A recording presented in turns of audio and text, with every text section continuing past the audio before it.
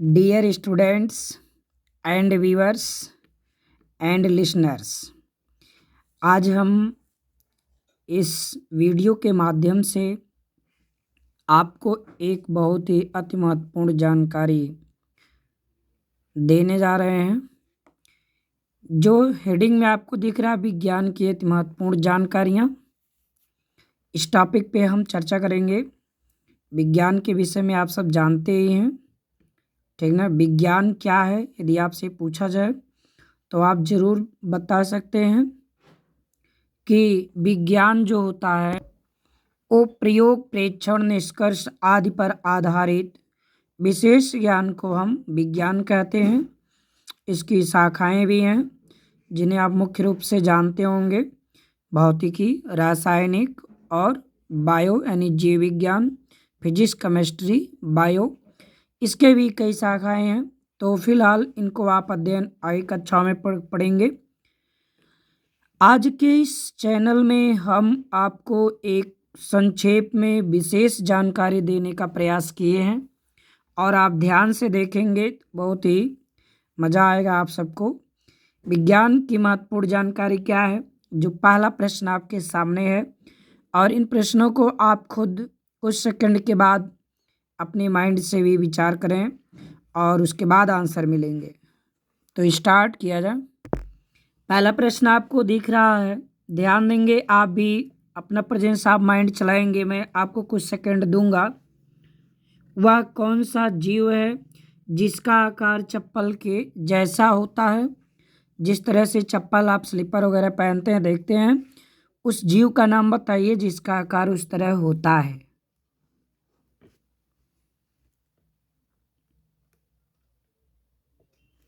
तो इसका उत्तर है, आप भी सोच चुके होंगे, इसका आंसर है पैरामीशियम। पैरामीशियम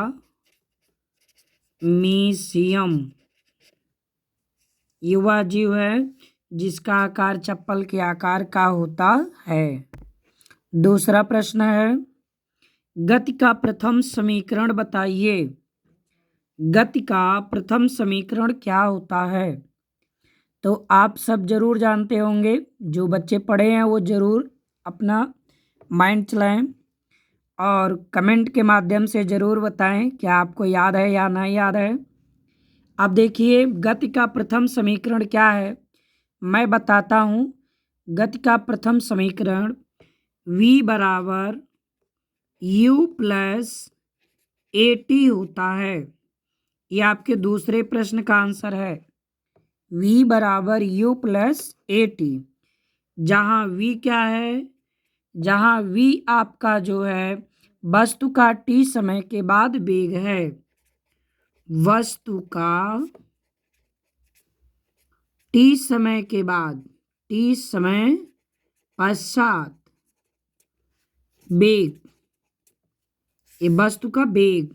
u क्या है, u प्रारंभिक वेग है। u कौन सा वेग है? प्रारंभिक वेग u है। जैसे स्टार्ट होती है कोई भी वस्तु गति करती है ना, तो उसका कुछ वेग स्टार्टिंग पॉइंट का होता है, कि प्रारंभिक वेग u है। और t आप जानते ही हैं, समय है। t क्या है? समय है, टाइम। अब आगे आप देखेंगे, और a वस्तु का त्वरण है। a क्या है? a वस्तु का त्वरण, त्वरण वेग परिवर्तन की दर, ठीक है। अगला प्रश्न, गति का द्वितीय समीकरण लिखिए। गति का द्वितीय समीकरण क्या है, लिखिए। ये हाई स्कूल, इंटर, 9th किसी भी क्लास के बच्चे हों, ये जानकारी होना अति आवश्यक है। कक्षाओं में इसकी पूछताछ, कंपटीशन में इसकी जानकारी जरूर होती रहती है और पूछा भी जाता है। तो गति का द्वितीय समीकरण क्या है? गति का द्वितीय समीकरण होता है यस बराबर, गति का द्वितीय समीकरण ध्यान देंगे, द्वितीय समीकरण एस बराबर u t plus half a t square. S बराबर u t plus half a t square. जहां आप कहेंगे यू वस्तु का प्रारंभिक वेग है। यू वस्तु का प्रारंभिक वेग। और जो आपका टी है, ये आपका टी क्या है? टी जो है उस लगा समय है। टी जो है वो लगा समय है। और एस चली गई दूरी। एस क्या है? चली गई दूरी है। ए त्वरण है। ए क्या है? ए नहीं दिख रहा है, यहाँ देखिए मैं लिख रहा हूँ। ए क्या है? वस्तु का त्वरण। ठीक। अगला क्वेश्चन, गति का तृतीय समीकरण। हमने सोचा तीनों समीकरणों का अध्ययन करा दें, एक पूछने से कोई लाभ नहीं है। तो गति का तृतीय समीकरण सोचकर बताइए।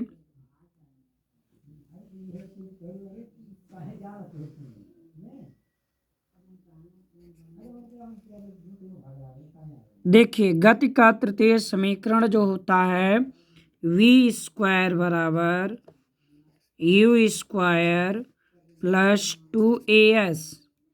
वी स्क्वायर बराबर यू स्क्वायर प्लस 2as। ये आपका गति का तृतीय समीकरण है। गति का तृतीय समीकरण, जहाँ वी क्या है? वी जो आपका है ये वस्तु का अंतिम वेग है।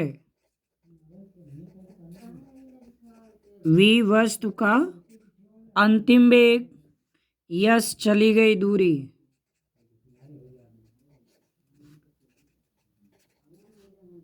चली गई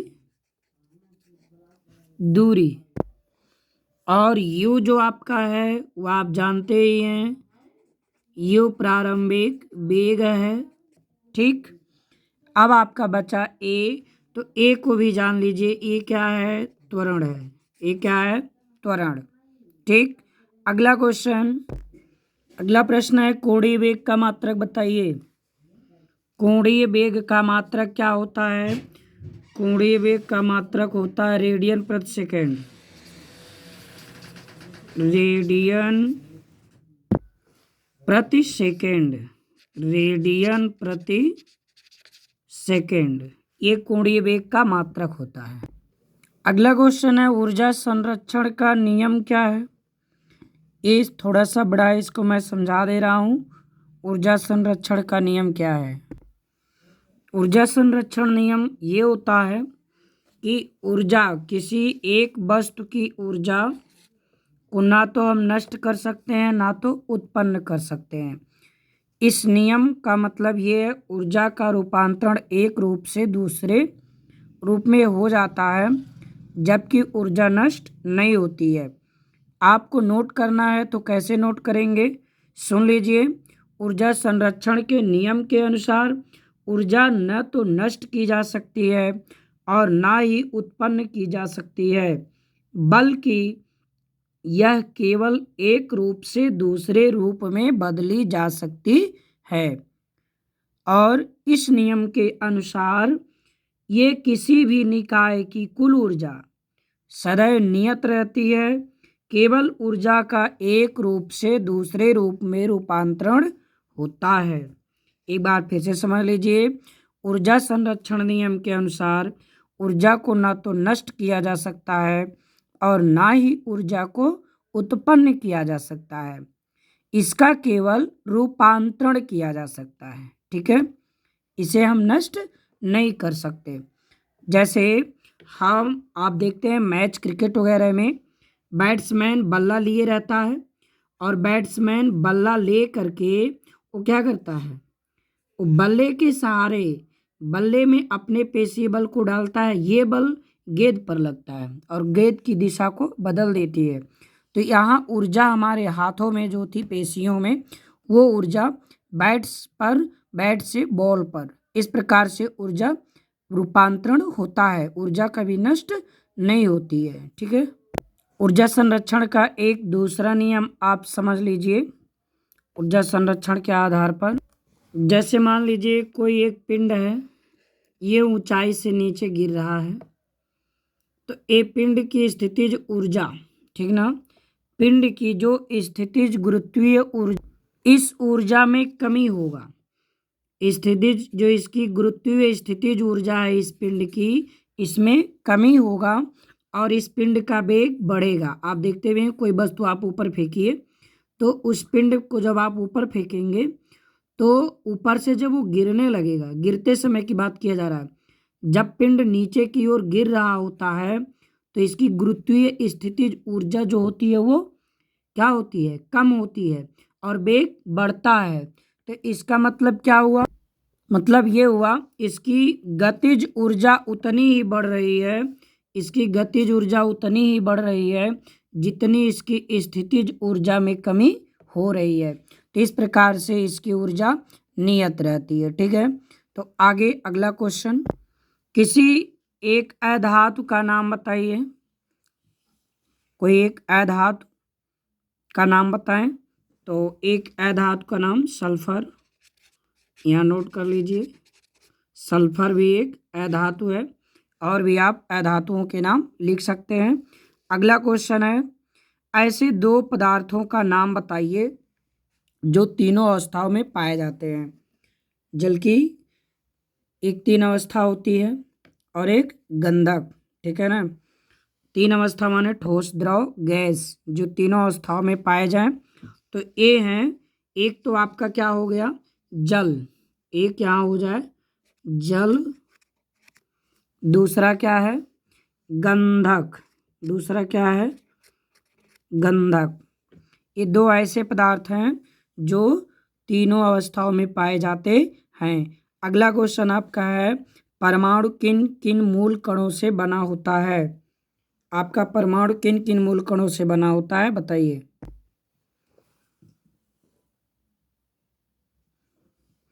कोई भी परमाणु हमारा तीन मूल कणों से मिलकर बना होता है।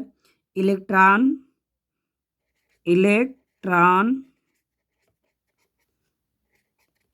प्रोटॉन और न्यूट्रॉन।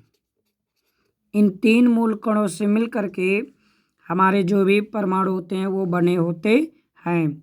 अगला क्वेश्चन है,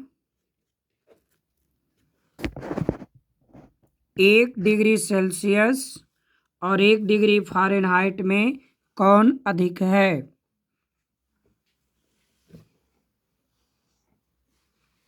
आंसर होगा 1 डिग्री सेल्सियस, 1 डिग्री सेल्सियस अधिक होगा।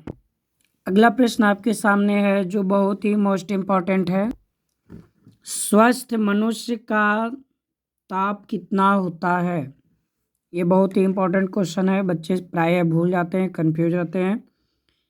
तो आपको बताना है स्वस्थ मनुष्य का ताप कितना होता है।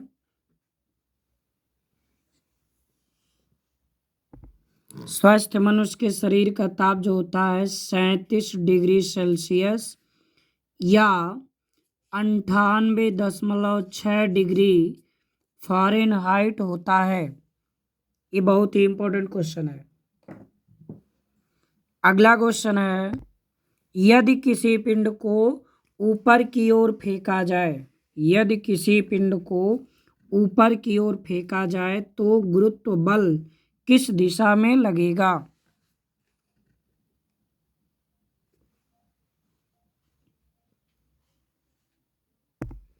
आंसर है वस्तु की गति की दिशा, गति की दिशा के विपरीत, के विपरीत।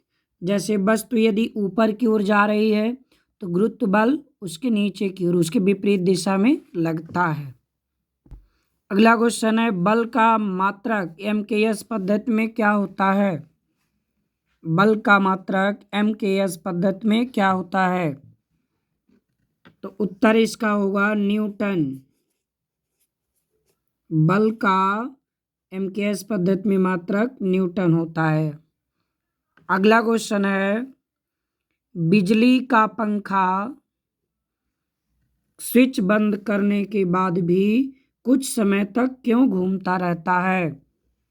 बिजली का पंखा स्विच बंद करने के बाद भी कुछ समय तक क्यों घूमता रहता है।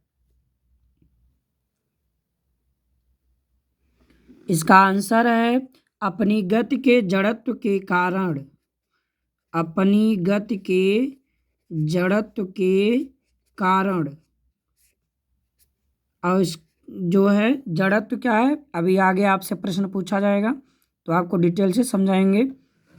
इसी कारण, जड़त्व के कारण ही ये पंखा जो होता है, स्विच बंद कर दीजिए इसके बाद ये भी घूमता रहता है। जड़त्व होता है जो उसके गति के, अपनी गति का विरोध करता है, वो बल है। जड़त्व बल होता है जिसके कारण वस्तुएं अपनी जो है विराम या गति अवस्था के परिवर्तन का विरोध करती हैं। इसमें अगर परिवर्तन किया जाए तो वो विरोध करती हैं। ठीक है, आइए अगला क्वेश्चन आपका है, जड़त्व क्या है? जड़त्व क्या है? जड़त्व के बारे में आपको जानना है। जड़त्व वस्तुओं का वह गुण होता है, सुन लीजिए ध्यान से, जड़त्व वस्तुओं का वह गुण होता है जो उन वस्तुओं में किसी गति या विरामा अवस्था में होने वाले परिवर्तन का विरोध करता है।